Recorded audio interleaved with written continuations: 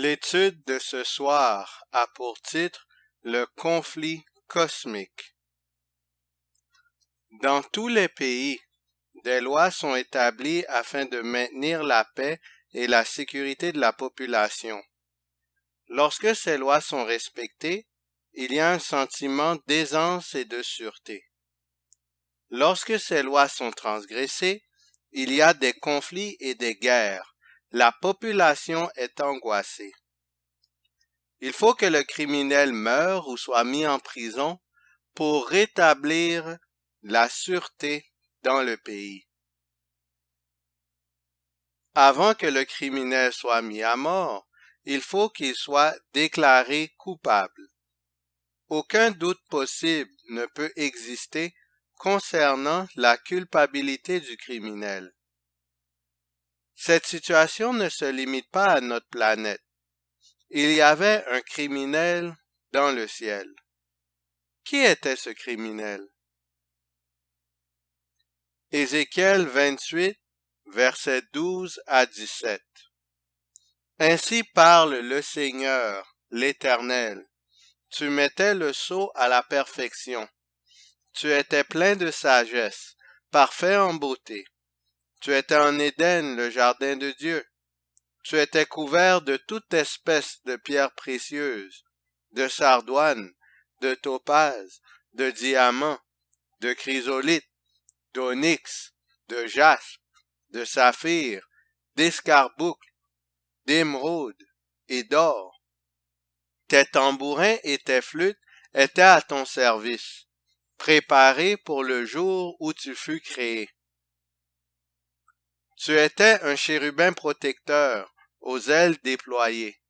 Je t'avais placé et tu étais sur la sainte montagne de Dieu. Tu marchais au milieu des pierres étincelantes. Tu as été intègre dans tes voies, depuis le jour où tu fus créé, jusqu'à celui où l'iniquité a été trouvée chez toi. Par la grandeur de ton commerce, tu as été rempli de violence, et tu as péché. Ton cœur s'est élevé à cause de ta beauté. Tu as corrompu ta sagesse par ton éclat. Apocalypse 12, versets 7 à 9. Et il y eut guerre dans le ciel. Michel et ses anges combattirent contre le dragon. Et le dragon et ses anges combattirent, mais ils ne furent pas les plus forts, et leur place ne fut plus trouvée dans le ciel. Et il fut précipité, le grand dragon, le serpent ancien, appelé le diable et Satan, celui qui séduit toute la terre. Il fut précipité sur la terre, et ses anges furent précipités avec lui. Ésaïe 14, versets 12 et 13. Te voilà tombé du ciel, astre brillant, fils de l'aurore. Tu as battu à terre, toi, le vainqueur des nations. Tu disais en ton cœur, je monterai au ciel, j'élèverai mon trône au-dessus des étoiles de Dieu. Je m'assiérai sur la montagne de l'assemblée, à l'extrémité du septentrion. Dieu avait créé Lucifer sans défaut. Mais sans s'en rendre compte, Lucifer est devenu orgueilleux et jaloux de la position de Michel. Qui est Michel? Jude 1, verset 9. Or, l'archange Michel, lorsqu'il contestait avec le diable et lui contestait le corps de Moïse, n'osa pas porter contre lui un jugement injurieux, mais il dit, que le Seigneur te réprime. On voit d'abord que Michel est un archange, qui signifie chef des anges. 1 Thessaloniciens 4, verset 16.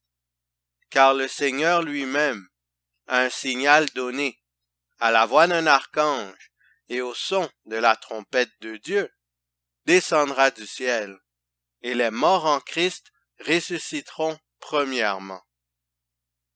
On voit ici qu'à la voix d'un archange, les juges ressuscitent. Il est à noter que seul Michel possède le titre d'archange dans la Bible. Personne d'autre ne l'a.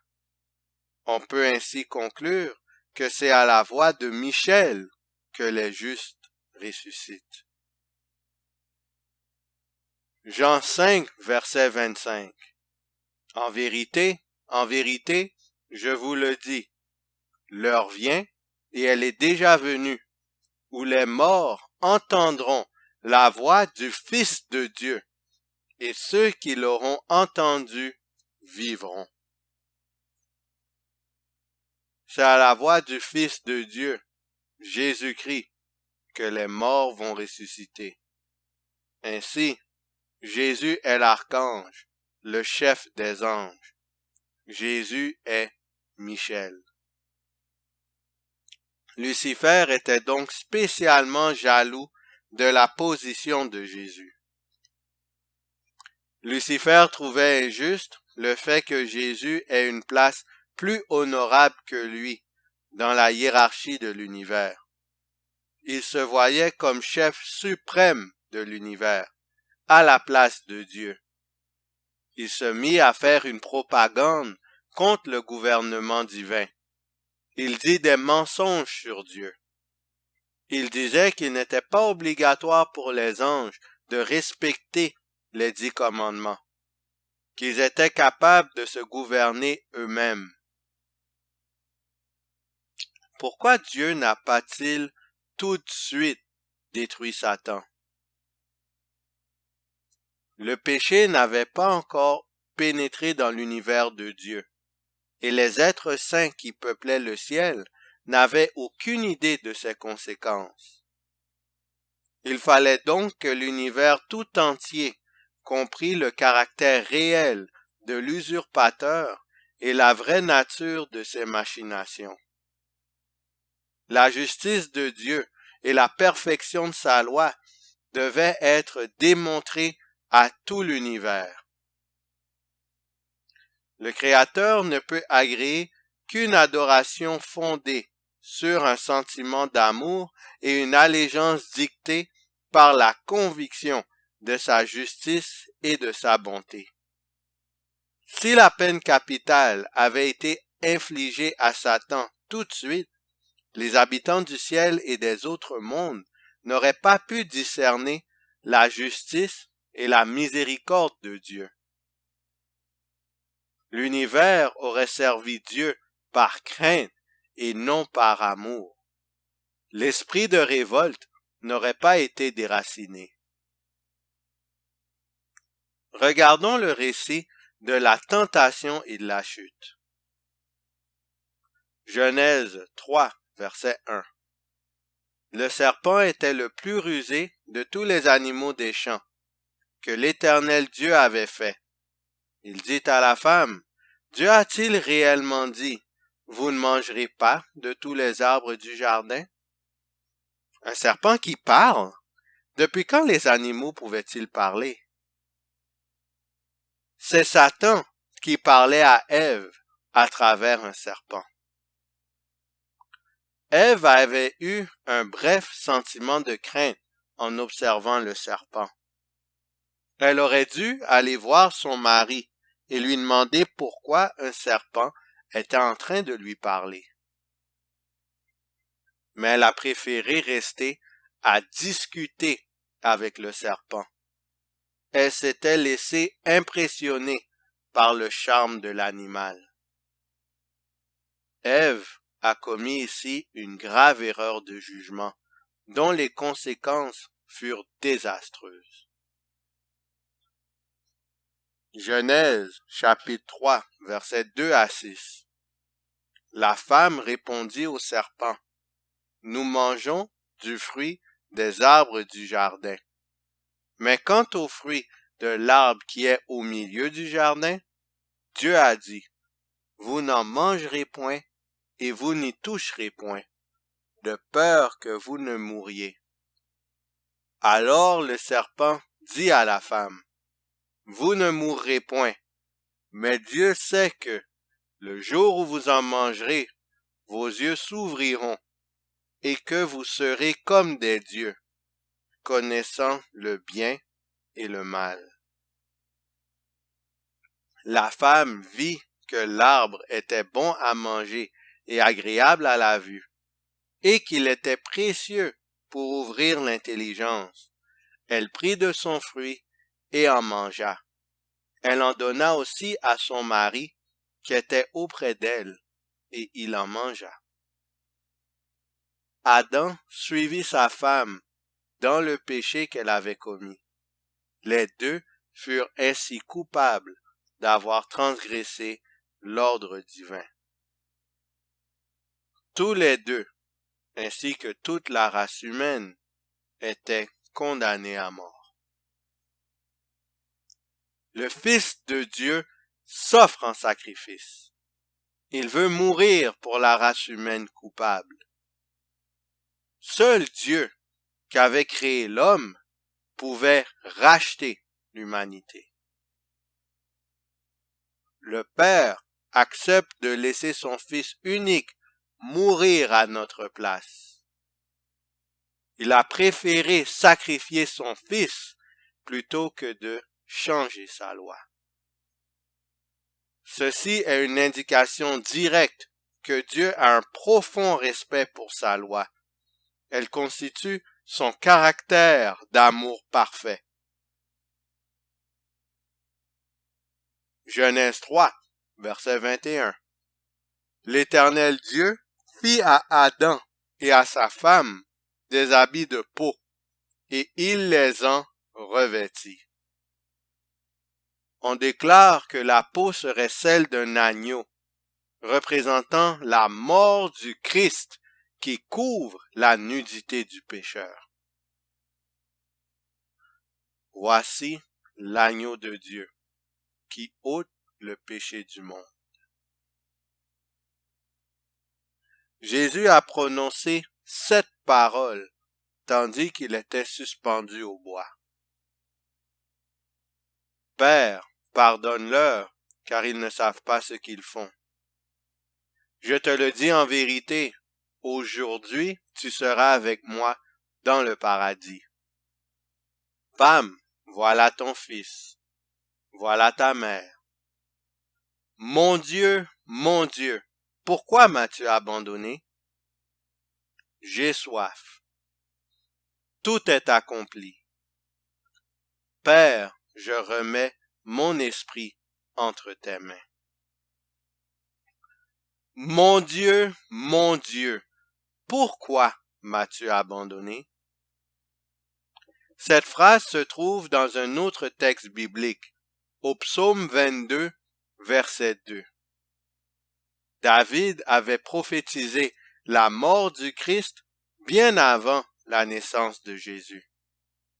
Regardons le psaume 22 afin de mieux comprendre l'agonie de Jésus sur le bois du calvaire. Psaume 22, versets 2 à 6. Mon Dieu, pourquoi m'as-tu abandonné et t'éloignes-tu sans me secourir, sans écouter mes plaintes? Mon Dieu, je crie le jour et tu ne réponds pas, la nuit et je n'ai point de repos. Pourtant tu es le Saint, tu sièges au milieu des louanges d'Israël. En toi se confiaient nos pères, ils se confiaient et tu les délivrais. Ils criaient à toi et ils étaient sauvés. Ils se confiaient en toi et ils n'étaient point confus. La Bible relève plusieurs exemples de personnes ayant demandé de l'aide au Seigneur et qui furent exaucées. Josué eut confiance en l'Éternel et remporta la victoire sur les ennemis d'Israël. David se confiait en Dieu pour remporter des guerres. Josaphat eut recours à Dieu pour battre les Ammonites et les Moabites. Ces hommes, pécheurs comme nous, recevaient le soutien et la miséricorde divine. Par contre, Jésus était en grande agonie sur la croix le jour et Dieu ne lui répondait pas. Christ n'avait commis aucun péché tout au long de sa vie. Malgré cela, Au moment où il a le plus besoin de son Père, il n'est pas secouru.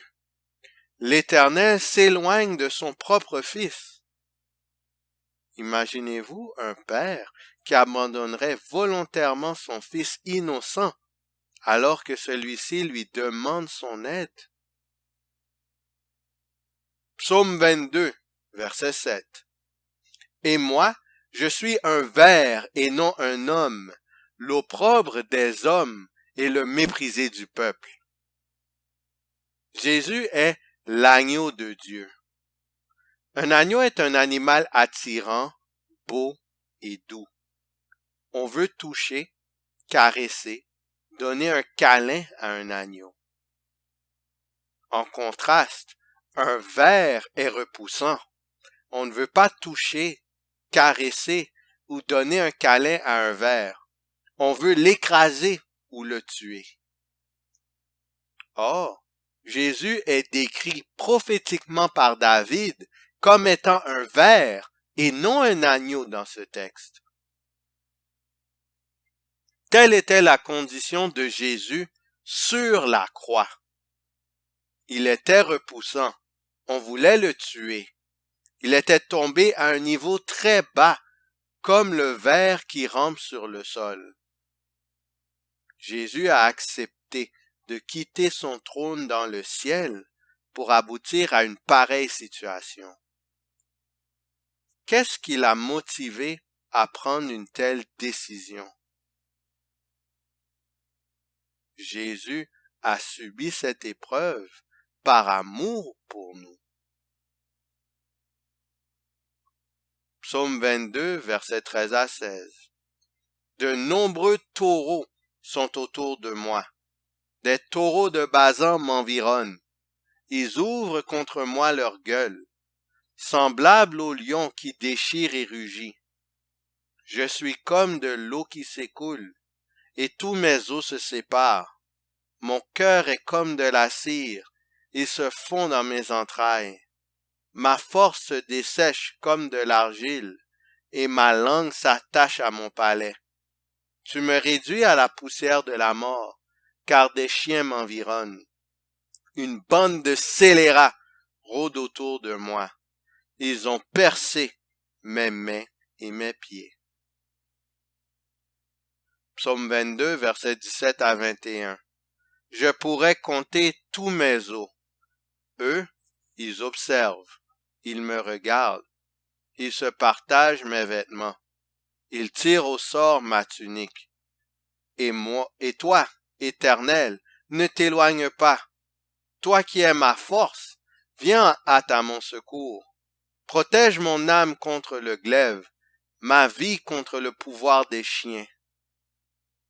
Les taureaux de Basan, les chiens et les scélérats qui étaient autour de Jésus sont les soldats romains et les Juifs qui se moquaient de Jésus. Ils sont comparés à des animaux car leur comportement est semblable à celui d'une bête. Quand nous ne nous soumettons pas à la volonté divine, nous agissons comme des bêtes sans intelligence. En effet, un humain dominé par sa chair et ses convoitises n'est pas différent d'un animal. Sur la croix, Jésus était comme de l'eau qui s'écoule. Sa force se desséchait comme l'argile. Tous ses os se séparaient. Les forces physiques de Jésus l'abandonnaient. Il était dans une douleur physique atroce. Psaume 22, verset 22. Sauve-moi de la gueule du lion. Délivre-moi des cornes du buffle. Que représente le lion? 1 Pierre 5, verset 8. Votre adversaire, le diable, rôde comme un lion rugissant, cherchant qui il dévorera. Tel un lion, le diable était sur le point de dévorer Jésus. Jésus était à la merci de Satan, qui l'assiégeait de ses tentations redoutables, lui disant de laisser tomber sa mission divine. Pourquoi Jésus était-il aussi vulnérable? Parce que Christ s'est substitué à nous. Il a porté l'iniquité de tous. Sous le poids de la culpabilité qui l'accable, il ne lui est pas donné d'apercevoir le visage miséricordieux du Père. Il ne pouvait pas avoir recours à l'aide ni au soutien de son Père céleste. La présence divine lui était retirée. Son agonie morale était si grande qu'il en oubliait ses tortures physiques. Sachant que le péché était odieux à la divinité, il redoutait que la séparation ne fût éternelle. Si Jésus échouait ici, en commettant un péché en parole ou en action, son sacrifice ne serait pas agréé par Dieu. La croix était une expérience toute nouvelle pour la Trinité. Le Père, le Fils et le Saint-Esprit avaient toujours été ensemble. Lors de la création, l'Esprit se mouvait au-dessus des eaux. La parole, Jésus, était avec Dieu le Père. Dans une vision d'Ésaïe du trône de Dieu, les anges s'exclament « Saint, Saint, Saint est l'Éternel des armées ». Lors du baptême de Christ, l'Esprit descendit comme une colombe et le Père dit « Celui-ci est mon Fils bien-aimé, en qui j'ai mis toute mon affection. » Jésus donne l'ordre de baptiser au nom du Père, du Fils et du Saint-Esprit. Jésus dit, « Moi et le Père, nous sommes un. » Comment diviser ce qui est un? L'eau contient 2 parties d'hydrogène et une partie d'oxygène. Si on enlève un de ces éléments, on n'a plus d'eau. Mais l'eau n'est rien comparé à la relation entre le Père, le Fils et le Saint-Esprit. Cependant, à la croix, il y avait la menace que le trio divin inséparable soit éternellement brisé. C'est ce que Jésus craignait le plus. Il n'avait plus la vision de sa victoire sur la mort. Le Christ a ressenti l'angoisse que tout pécheur devra éprouver quand la grâce cessera d'intercéder en faveur d'une race coupable. Jésus ne pouvait pas avoir de réponse à sa propre prière parce que l'intercesseur était sur la croix. Il devait mourir la même mort de ceux qui ont commis le péché impardonnable. Personne ne comprendra jamais la douleur que le Sauveur éprouva à ce moment d'angoisse suprême. Dans son moment de terreur et de solitude, Jésus s'écrie « À qui? À qui s'adresse-t-il » On sait qu'il y a 3 personnes, à savoir le Père, le Fils et le Saint-Esprit. On sait que le Fils, l'intercesseur, n'est pas disponible car il est en train de mourir sur la croix. Qui reste-t-il? Jésus parle à qui? Mon Dieu, une fois. Mon Dieu, 2 fois. Pourquoi m'avez-vous abandonné tous les 2? Jésus a pris le risque d'être séparé pour toujours de son Père et de son Esprit par amour pour nous. Malgré la douleur, Jésus est allé jusqu'au bout. Il n'a pas renoncé à mourir pour une race coupable. Il a ainsi remporté la victoire. Il déclare que tout est accompli. Jean 19, verset 30, tout est accompli. C'est lors de la croix que les anges et les habitants des autres mondes créés ont compris la justice et la miséricorde de Dieu, ainsi que la nature des accusations de Satan. Plus de doute dans l'univers, sauf la terre, sur l'immutabilité de la loi de Dieu. Satan était officiellement déclaré coupable devant tout l'univers, sauf la terre. 2 Corinthiens 5, versets 17 à 21. Si quelqu'un est en Christ, il est une nouvelle créature. Les choses anciennes sont passées. Voici, toutes choses sont devenues nouvelles. Et tout cela vient de Dieu, qui nous a réconciliés avec lui par Christ, et qui nous a donné le ministère de la réconciliation. Car Dieu était en Christ, réconciliant le monde avec lui-même, en n'imputant point aux hommes leurs offenses, et il a mis en nous la parole de la réconciliation. Nous faisons donc les fonctions d'ambassadeurs pour Christ, comme si Dieu exhortait par nous. Nous vous en supplions, au nom de Christ, soyez réconciliés avec Dieu.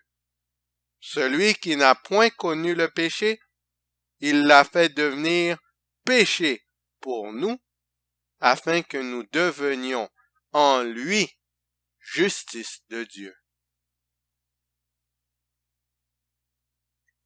Apocalypse 20, verset 10. Et le diable qui les séduisait fut jeté dans les temps de feu et de soufre. Satan sera un jour anéanti à jamais, avec tous ceux qui l'auront suivi.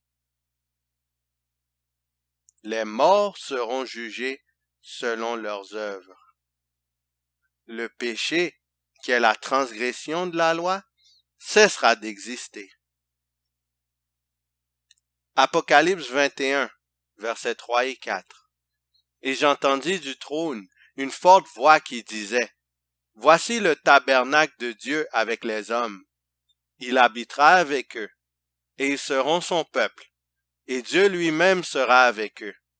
Il essuiera toute larme de leurs yeux, et la mort ne sera plus. Et il n'y aura plus ni deuil, ni cri, ni douleur, car les premières choses ont disparu. » Les justes habiteront avec Dieu. Ce sera de la joie et de la paix éternelle. Toutes les peines et les tristesses subies ici-bas seront oubliées. Ça vaut la peine de servir et d'être un ambassadeur de notre Seigneur Jésus-Christ. Qui allons-nous choisir? Choisissons-nous l'agneau de Dieu qui ôte le péché du monde, qui a la victoire dans le conflit en vertu de la croix? Nous choisissons le serpent qui représente, qui symbolise, qui typifie, qui aboutit à la défaite dans le conflit. Parce qu'à la croix, Satan a déjà perdu. Choisissons l'agneau de Dieu. Soyons ses ambassadeurs et amenons d'autres à connaître Jésus, la seule source du salut. Que le Seigneur vous garde.